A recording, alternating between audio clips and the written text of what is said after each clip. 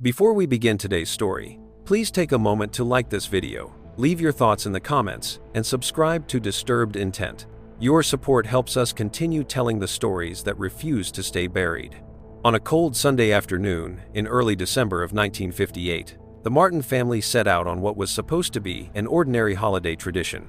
Christmas was approaching, and Ken Martin, his wife Barbara, and their 3 young daughters were driving east through the Columbia River Gorge, searching for evergreen branches to decorate their home in Portland. It was the kind of family outing thousands of Americans took every winter.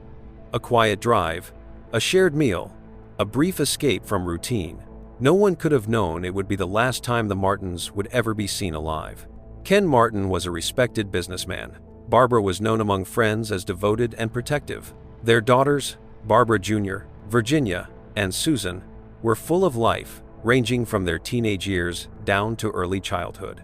The family was close, stable, and by all outward appearances, happy. There were no reports of domestic trouble, no financial desperation, no reason for them to disappear voluntarily. And yet, by nightfall, all 5 of them were gone. That afternoon, the Martins were seen at a diner in Hood River, Oregon. Witnesses recalled nothing unusual. The family ate, paid their bill, and left. That sighting, verified by multiple accounts, would become the final, confirmed moment of normalcy in the case. Sometime after that meal, the Martin family vanished without a trace. When they failed to return home that evening, concern quickly turned to alarm. Friends and relatives notified authorities, and an extensive search began almost immediately. Law enforcement combed the Columbia River Gorge, surveyed roads, questioned witnesses, and checked hospitals. No wreckage was found, no bodies, no clear evidence of foul play. At first, investigators considered the possibility of an accident. The gorge was dark, treacherous, and unforgiving. Especially in winter, a car leaving the road could easily disappear into the Columbia River. But days turned into weeks, and weeks into months. Then, in the spring of the following year, the case took a chilling turn. Downriver, near the western stretches of the Columbia, the bodies of 2 young girls surfaced. They were later identified as Virginia and Susan Martin. The discovery confirmed what authorities had feared but could not prove until that moment. The Martin family had not simply vanished. Something terrible had happened. The girls' bodies showed signs consistent with prolonged submersion. They had traveled miles from where they likely entered the river. This discovery shifted the investigation entirely. If the girls had been in the Columbia, then so had the rest of the family. The question became where, how, and under what circumstances. Search efforts intensified around Cascade Locks, a narrow, dangerous stretch of the river, marked by steep cliffs, powerful currents, and unpredictable underwater terrain. Investigators focused on an area near the Dalles, where a sheriff's detective named Walter Graven uncovered troubling evidence. Tire tracks appeared to lead toward a cliff's edge. Scrapes of paint were found on rock surfaces. Witnesses came forward with stories of unusual activity. None of it was conclusive on its own, but together, it painted a picture far darker than a simple accident. One of the most disturbing discoveries came in the form of a firearm. A stolen gun was found not far from where the Martins were believed to have entered the river. The weapon's serial number matched one reported stolen years earlier. There was visible damage to the gun's butt, suggesting it had been struck against something with force. There were also reports of blood on the weapon. At the time, forensic science could not do what it can today. No DNA testing existed.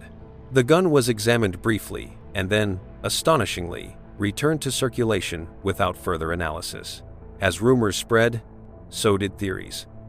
Some believed the Martins had driven off the road accidentally in the dark. Others believed the family had been victims of foul play.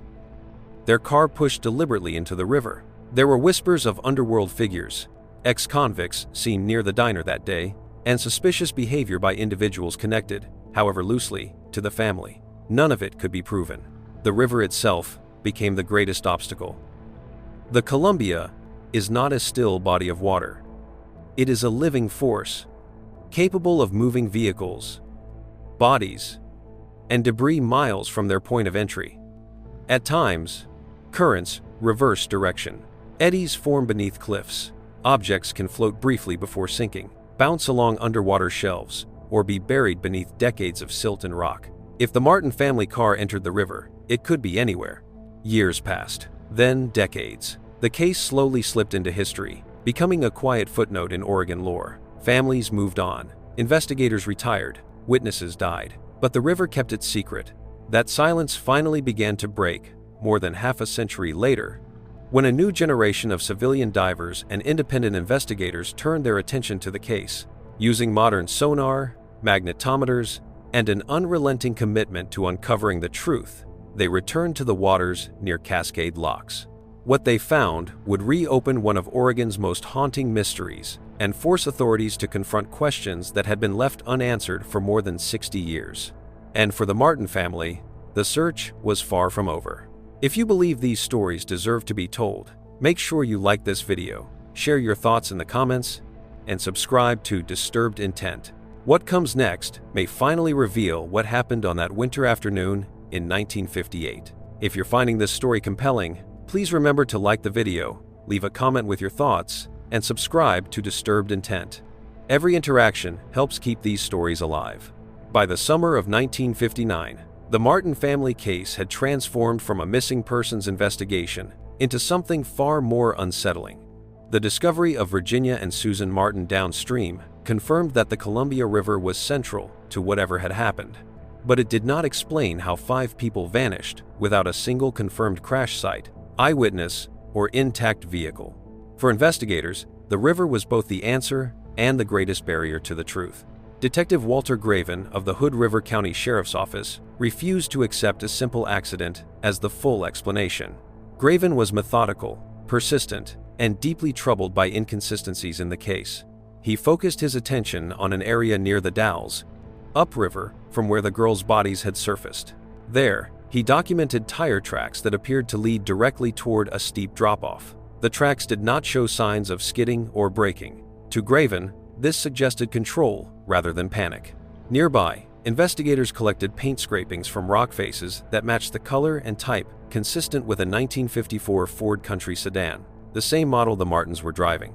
If the family had accidentally driven into the river, Graven reasoned, why was there no wreckage at known danger points? Why were there no reports of headlights seen plunging into the water? And why were only 2 bodies recovered, while Ken Martin, Barbara Martin, and their eldest daughter, Barbara Jr., were never found? Then there was the timeline anomaly that refused to fade. In late April of 1959, several workers near the aluminum plant along the river reported something extraordinary. While placing anchors from a barge, they felt the anchor snag on a large metallic object beneath the water. As they attempted to pull it free, the resistance suddenly gave way. At that same moment, witnesses said they saw what looked like bundled clothing rise briefly to the surface before drifting away. Just days later, Virginia and Susan Martin were discovered downriver. When Detective Graven reconstructed the river's flow data, he realized the timing aligned almost perfectly.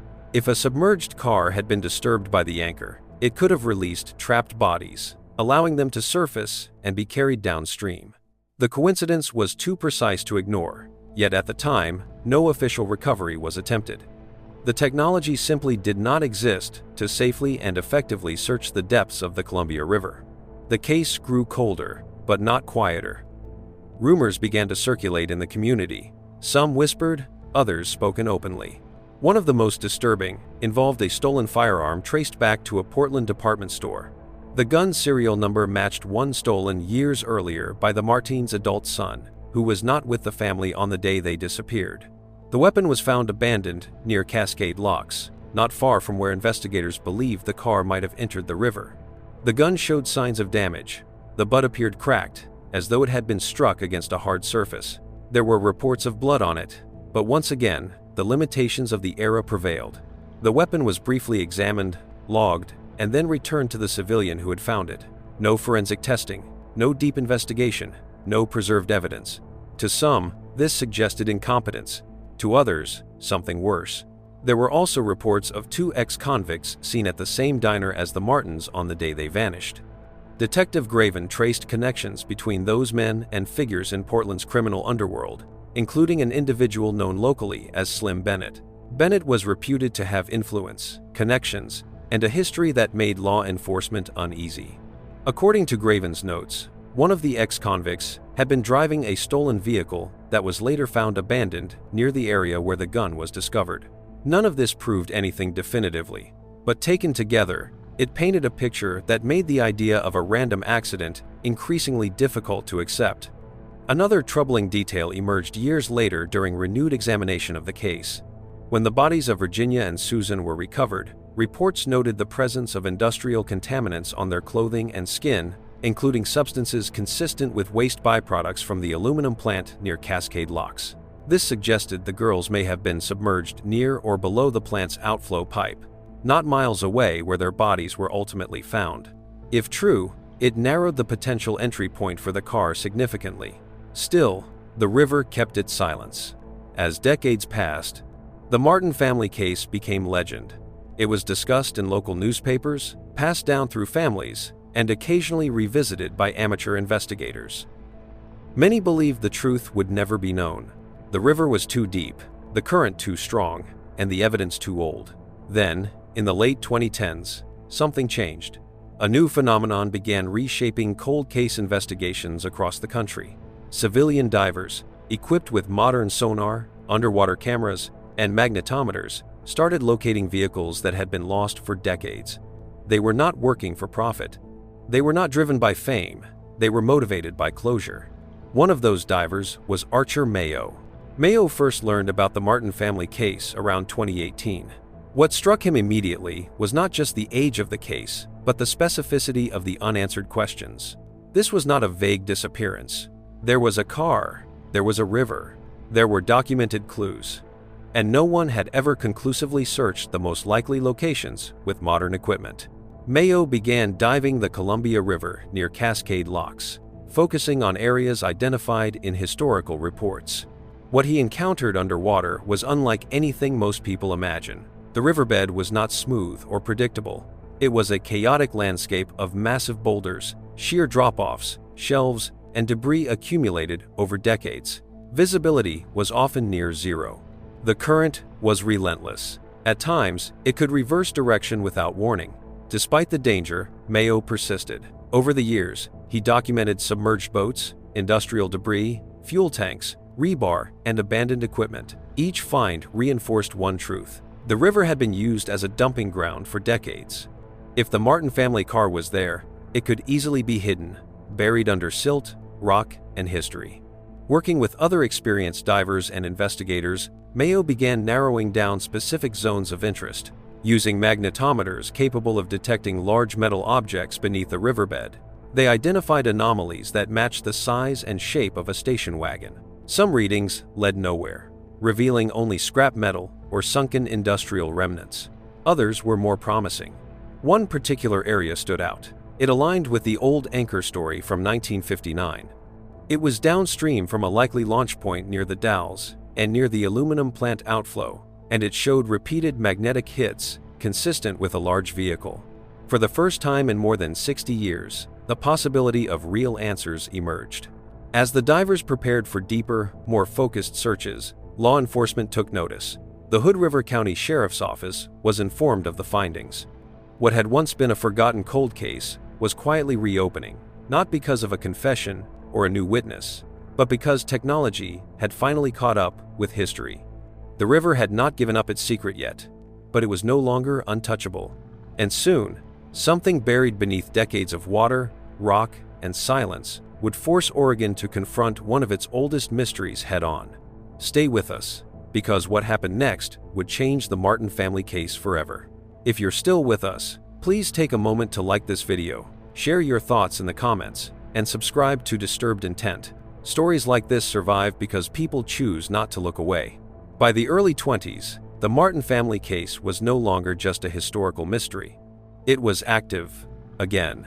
Quietly, carefully, and with mounting tension, years of independent underwater research were converging on a single conclusion. Something large, metallic, and deeply buried was sitting beneath the Columbia River near Cascade Locks, exactly where the oldest theories said it should be. Archer Mayo and his fellow divers had spent years refining their search methods. This was not random exploration. Each dive was informed by river flow data, historical witness statements, sonar imaging, and magnetometer readings. The Columbia River is deceptive from the surface. Calm and wide in places, it hides violent currents and sheer underwater cliffs that drop hundreds of feet without warning. Visibility can vanish in seconds. One wrong move can be fatal. Divers knew they were not just searching for a vehicle, they were searching for a grave. Repeated magnetometer passes began producing consistent hits in a specific zone. Not scattered debris, not scrap metal, but a concentrated anomaly roughly the length and width of a mid-century station wagon. The readings were strong, persistent, and unmistakable. When sonar images were overlaid with these signals, the shape that emerged was unmistakably vehicle-like. The object was not resting cleanly on the riverbed. It appeared partially buried, possibly under several feet of sediment and rock. Decades of current had reshaped the area. Silt had hardened, boulders had shifted. Whatever lay beneath had become part of the river itself. When Mayo descended for visual confirmation, conditions were brutal. Depth exceeded 50 feet, with sections plunging far deeper. The current pressed constantly against his body, threatening to sweep him downstream. Light barely penetrated. But when his camera passed over a shape emerging from the darkness, he knew immediately that this was different. What he saw was not debris, it was structure. Axle components. Wheels. Heavy steel, consistent with a mid-1950s automobile. Time had stripped it down to its skeleton. But the proportions matched. The shape matched. The location matched. After more than 60 years, the Martin family car may finally have been found. Law enforcement was notified. The Hood River County Sheriff's Office treated the discovery with caution. This was not just a recovery operation. It was potentially the resolution of the oldest missing persons case in Oregon history. The site was secured. The area around Cascade Locks was blocked off. A command center was established. Plans were made to bring in a barge equipped with a crane capable of lifting what remained of the vehicle from the riverbed. The recovery effort began under intense scrutiny. Divers worked alongside law enforcement, carefully exposing the vehicle without disturbing potential evidence. The deeper they went, the more apparent it became just how long the car had been there. It was not simply submerged. It was entombed. Rocks filled the hollow spaces. Sediment packed itself around metal. Nature had reclaimed nearly everything. On Thursday afternoon, the barge arrived. The crane lowered cables into the water, guided by divers who fought the current to secure them around what remained of the car. As tension increased on the lines, the river resisted. The vehicle did not lift easily. It had been claimed by the Columbia for more than 6 decades, and it did not want to let go. By early evening, authorities made a difficult decision. The car was far more buried than anticipated. The recovery was halted for the night. The public waited. Families waited. Investigators waited. The following day, the operation resumed. At approximately 3:40 in the afternoon, the crane finally began pulling something free from the river. Cameras rolled. Onlookers watched in silence. For a moment, there was hope that the entire vehicle would surface intact, revealing answers that had been denied for generations. But what emerged was not a car in the way anyone imagined. What came up from the Columbia River was an undercarriage, axles, wheels, portions of the engine. The body itself was gone, long since consumed by time, corrosion, and the relentless movement of the river. There were no doors, no roof, no interior, no visible remains. Hood River County Sheriff Matt English addressed the outcome with measured realism. He acknowledged the disappointment, but he was not surprised. 66 years underwater would do this to any vehicle, especially one battered by current, buried under rock, and disturbed by industrial activity over decades. Still, this was not a failure. The recovery confirmed something crucial. The Martin family car had been in the river. It had been there since the late 1950s. The theories were no longer speculation. They were supported by physical evidence. The wreckage was carefully covered and transported to a secure location for further examination. Investigators began the slow, meticulous process of analyzing what remained. Every fragment mattered. Even corrosion patterns could tell a story. Even the absence of evidence carried weight. For some members of the Martin family, the moment was overwhelming. One relative spoke publicly, describing a mixture of relief, grief, and long-delayed sorrow. After decades of uncertainty, The question of where the Martins had gone was finally answered, even if the question of why remained unresolved. Standing near the recovery site, she said she felt her father's spirit present, watching as the river finally gave up its secret. As the operation concluded, a bald eagle was seen flying overhead. To many watching, it felt symbolic, a reminder of something enduring, a witness to history, a moment of quiet reverence in a story defined by loss. But the investigation was not over. Authorities emphasized that the case was still being treated as a criminal investigation. Until forensic analysis was complete, nothing could be ruled out. Accident, foul play, negligence. All possibilities remained open. What mattered now was that the silence had been broken. The river had spoken. And in doing so, it reopened questions that had haunted Oregon for more than half a century. Part 4. Before we finish today's story, please take a moment to like this video, share your thoughts in the comments, and subscribe to Disturbed Intent. Your support helps ensure that stories like this are never forgotten. The recovery of the Martin family car did not bring the kind of closure many people expected. There were no intact doors to open, no interior to examine, no remains immediately visible. Instead, investigators were left with fragments, corrosion, and questions that had survived for more than 6 decades.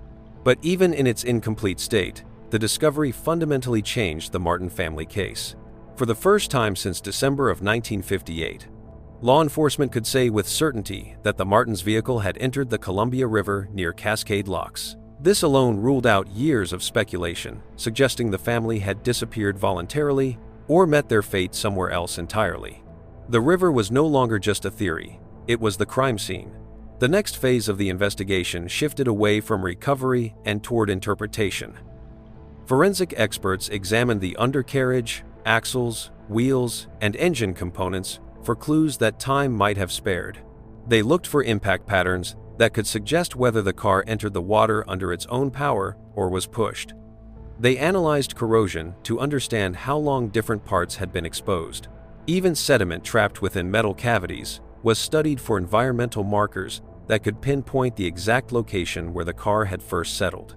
What investigators did not find was just as important as what they did.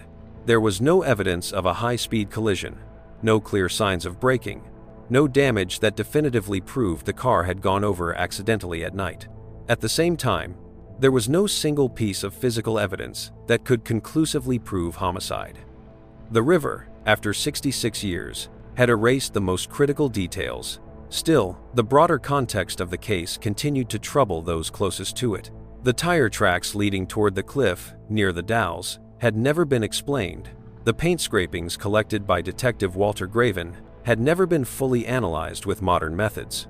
The stolen firearm, linked by serial number and damaged in a way consistent with blunt force, had been mishandled and lost to time. The presence of industrial contaminants on the recovered children suggested proximity to the aluminum plant outflow, but whether that indicated the original entry point or later drift remained unclear. Then there was the human factor. The adult son, who was not present when the family disappeared, had lived the rest of his life under a shadow of suspicion. He denied involvement, never confessed, and passed away without providing answers. Some investigators believed he knew more than he ever admitted. Others believed he was another victim of circumstance, trapped between tragedy and rumor. His surviving relatives have remained divided, some seeking truth, others preferring silence. The ex-convicts seen at the diner were never charged. Their alleged connections to Portland's criminal underworld were never substantiated in court. Names like Slim Bennett lived on only in investigative notes and whispered recollections. The passage of time made accountability nearly impossible. What remained undeniable was this: the Martin family did not simply vanish. They did not start new lives. They did not disappear by choice. They entered the Columbia River in their family car, and at least 2 of the children died there.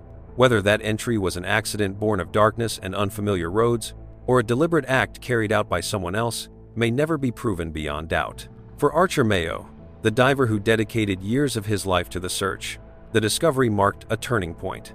What began as a personal mission to solve a mystery became something far heavier. He described the moment he realized the vehicle was not just evidence, but a tomb.